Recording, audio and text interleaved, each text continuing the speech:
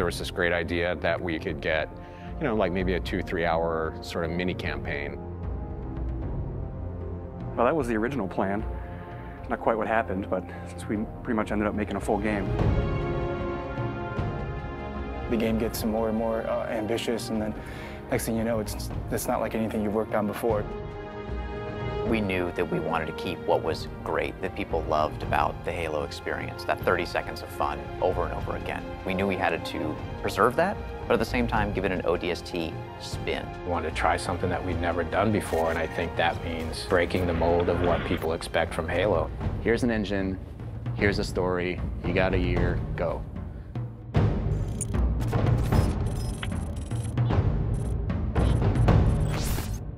One of the great challenges that we had with ODST was, since we didn't want to be traveling all across the universe in this gigantic space opera, we wanted to really focus on one place. The hub was the single most technical thing that we've ever accomplished in the Halo engine. There was a lot of work done to try to come up with smart ways that we could build the city. It's definitely the biggest environment that we've made in any Halo game. We spent a lot of time trying to figure out how can we maximize the space without freaking out all the artists, and I think we figured out how to maximize the space really well. I don't think we ever figured out that second part too well. We want the player to have this open, visceral, you're in the city experience. We started experimenting with playing with elevation, playing with building shapes. It's a city that you actually completely walk through. Each BSP is directly alongside the other BSP. You walk through a door and you go into the other BSP. The road structure is not straight, it's diagonal, it's also multi-layered. I don't think we kind of realized how big the city would get. We basically had to build very specific tech that would give the AI the right type of behavior. We had the technology, we called it Squad Patrol. No matter where you were inside the hub, there would always be a certain amount of noise, a certain amount of enemy presence there that we could ratchet up and ratchet down depending on what we needed it to do.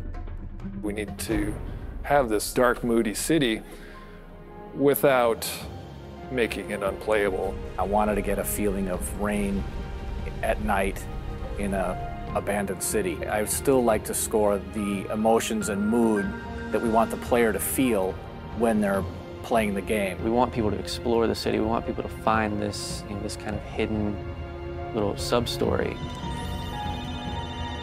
What if the phones rang? You're alone, you're in the city, you're trying to unravel a mystery. That's the feeling you have every time you're the rookie. What's fun about being an ODST? How's he different than the Master Chief? What kind of problems does he face versus the Chief? If they're not the walking tank, they really have to pick up weapons that they're going to use. There were things that we added. The silenced submachine gun and the silenced pistol are absolutely the best tools for the job. Something the ODSTs have that Spartans actually don't. Silenced weapons at night, they feel cool, they look awesome, they're really sweet to use. In real life, silenced weapons don't have a whole lot of sound. So we had to kind of Hollywood them up a little bit, kind of make it so that they sounded like they were silenced and supposed to be silenced, but yet still powerful and fun to fight with. In a lot of ways, it feels like Halo 1, because it's back to single wielding. Dual wielding. Paul doesn't like dual wielding, so we cut it. Visor mode is really cool, and it evolved a lot. There were versions that looked really great for the art, but yeah, maybe they didn't do such great things for the design. It affected how we lit something. We'd make this building, and it looked great, and we thought it was fine. And then you turn on the visor mode, and you realize that's really just a square. But it also has the advantage of really showcasing the depth of our scenes. Put on visor mode, and then the whole environment reveals its secrets to you.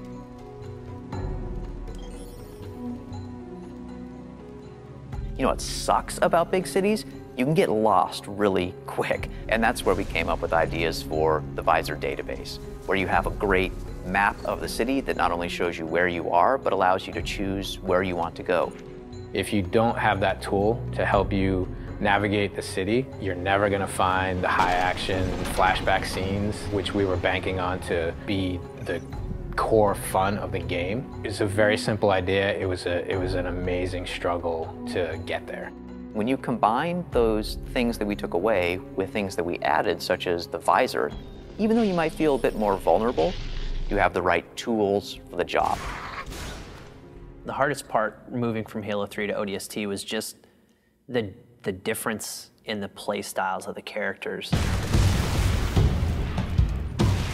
If you look at the Master Chief in the course of the Halo games, he became ridiculously powerful over time. And ODST feels very different because when you start taking fire, you can't just continually keep kicking ass. You have to actually look for cover because you don't have a motion tracker like the Chief. Bringing back the health was something that was born out of a discussion about how can we add long-term level of tension to the game. For us, health is important in the ODST's world because it reminds you that you're vulnerable. We want to experience the story through the eyes of many different characters. We wanted to bring back the guys from Firefly again, Nathan Fillion, Adam Baldwin, and Alan Tudyk, trying to find the perfect film noir blonde. We thought about Tricia Helfer. Orders are orders. Come on, Veronica. What could be more important than that carrier? My orders. And Buck, call me Captain. I'll pass on that dance, but you can show me where to sit. These little scenes, we wanted to have their own mystery. It was the story of one guy, one object, one high action moment. And for us, the clue objects were the key. Dutch, we need to get above this crap. Link with the B-net. One of our drones must have seen where they hit. When you find a clue, you're actually going back in time and playing in the boots from another ODST's perspective. Good hunting, boys. I'm keeping my boots on the ground. You've got 5 main characters. Banshees! Each of the characters have things to say from first person. Not only ground you in the character, but also give you some really useful tactical information about the battlefield. It's coming to drop in behind us. They must know this is our rally point. Where the heck did these buggers come from? Underground tunnels are filled with the damn thing. We got ammo and weapons on the high ground. Move it, move it. Without spending a lot of effort personalizing each of those characters, then it wouldn't mean as much when you stepped into their boots. We need some help. Look out! Bam, said the lady. So I hope it's the right balance of new and old, that it doesn't come off like we've screwed the pooch on this one. But I do think they will probably walk away from this honestly wanting more. Honestly, if we had more time to do ODST, I really don't know what we would do differently. So if I got another 2 weeks, I don't know. I guess I'd play more ODST.